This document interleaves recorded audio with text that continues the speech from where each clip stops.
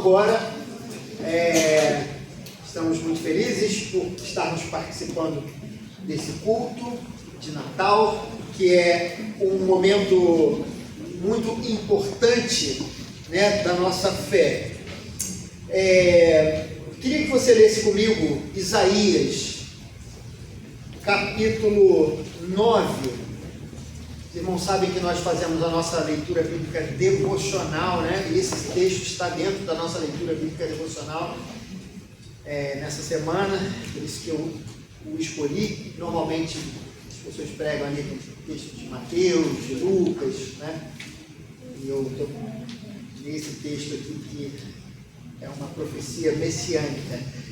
Isaías capítulo 9, nós vamos ler do versículo 6 ao versículo 2 até o versículo 7. Ok? Eles encontraram? O povo que caminhava em trevas viu uma grande luz. Sobre os que viviam na terra da sombra da morte, raiou uma luz.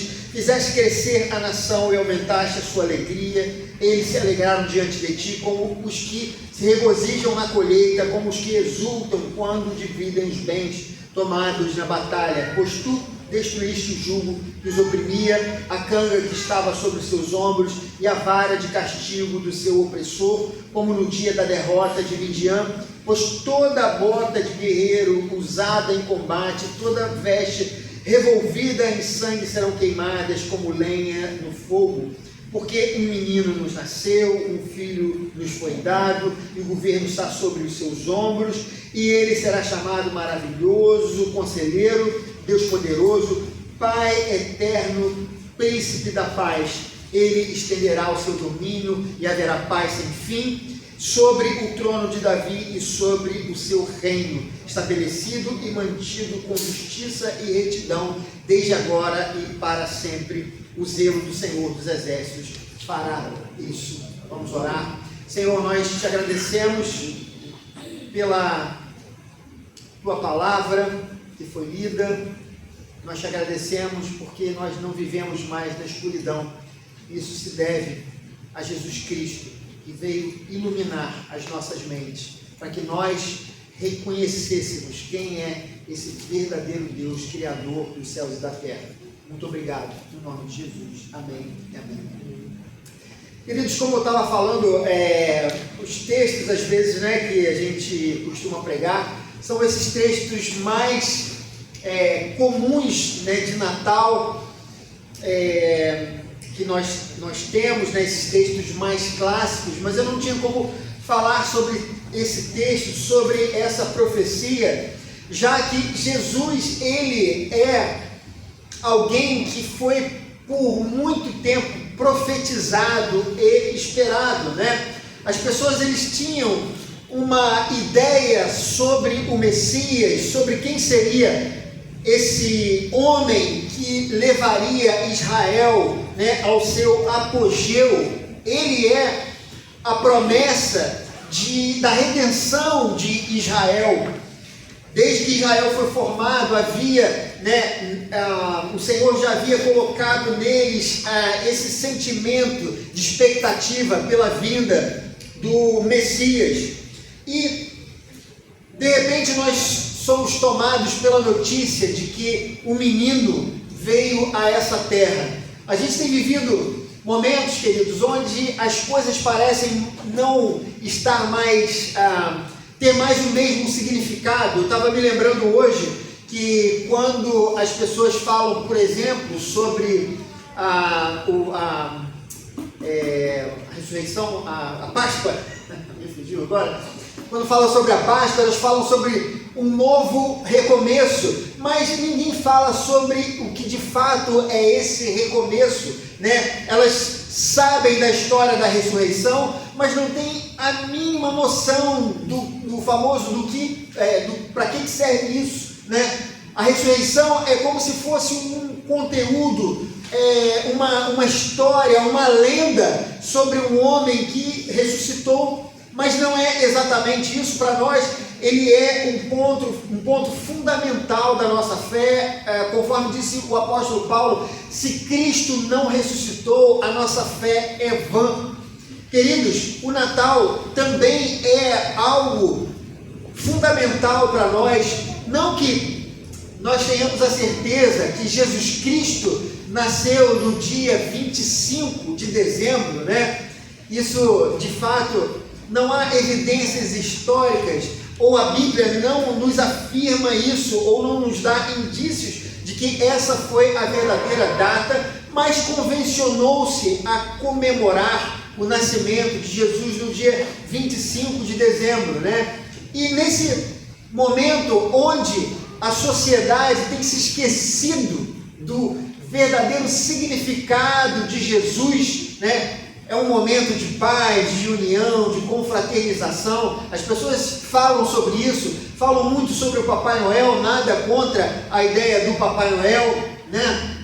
Mas você não pode trocar o personagem principal da história, que é Jesus Cristo, e as pessoas estão cada vez mais diluídas na maneira como elas pensam a respeito desse menino que nasceu. E essa história toda, meus irmãos, ela tem um início ali, naquele momento em que Israel precisava de um salvador, de alguém que pudesse dar um rumo à nação. O profeta Isaías, ele profetizou sobre o Messias, sobre a vinda do Messias, e a gente precisa entender mais ou menos o contexto. Israel estava vivendo um momento difícil, onde os pecados da nação haviam levado a nação a um instante onde as coisas não estavam acontecendo na maneira como eles poderiam viver. O Reino do Norte, por exemplo, ele já havia sido tomado pelos assírios, e havia a expectativa de isso acontecer também no Reino do Sul. No momento em que Isaías ele vaticina essa profecia, as coisas ainda caminhavam bem, haviam bons reis no Reino do Sul, mas essa seria uma realidade. Os pecados da nação iriam conduzir Israel a um terrível colapso, né, nacional, e essa profecia foi dada nesse momento. Meus irmãos, o Messias era fundamental, porque seria alguém, assim como Davi, que foi aquele homem que aglutinou a nação, que preparou a nação para viver o momento mais próximo. As pessoas tinham essa expectativa de que também esse Messias, essa pessoa que eles aguardavam, colocaria novamente Israel nos trilhos. Queridos, mas a gente sabe que não é apenas isso, essa promessa, essa visão transtemporal, né, do profeta, ela não tem a ver somente com a nação de Israel. Essa na verdade, ele está falando sobre a plenitude dos tempos, e tudo isso tem início em um determinado momento da história, que é o seguinte: desde que o homem foi criado por Deus, ele se afastou de Deus, ele não quis saber de Deus. Deus deu a ele o livre arbítrio, Deus deu a ele a capacidade de escolha, e através dessa escolha do homem, ele disse: não, eu não quero ficar na sua presença. É muito importante que a gente entenda que essa capacidade de escolha tem a ver com a decisão que Deus dá ao homem de permanecer na sua presença, e só era possível um relacionamento de Deus com o homem se o homem recebesse o livre arbítrio, porque ninguém pode se relacionar com outra pessoa se não for por escolha própria. Deus deu ao homem a capacidade de escolher, diferente de qualquer outra criatura que ele tenha feito, e isso era fundamental. Como Deus vai poder nos amar se nós não tivermos condição de escolher ou não estar no relacionamento com Ele? Ou como nós vamos poder desfrutar desse relacionamento se nós não escolhermos estar ou não com Ele? Qualquer relacionamento pressupõe escolha, mas enganoso é o coração do homem. O ser humano tem um coração duro, junto com o livre-arbítrio, né? Ele imaginou que ele poderia viver melhor sem Deus. Ele disse: não, eu não quero estar nesse relacionamento. Então Deus colocou a árvore do conhecimento do bem e do mal, dizendo: olha, você pode sair desse relacionamento se você quiser, não é o que eu quero, mas se você quiser, existe a árvore do conhecimento do bem e do mal. O homem, então, ele escolhe sair da presença de Deus naquele momento. Amados, o que Deus disse ao homem, se ele escolhesse aquilo, o único caminho possível que ele trilharia seria a morte. Não haveria mais nada a ser feito por ele. E foi exatamente isso que aconteceu. Nós nos afastamos de Deus.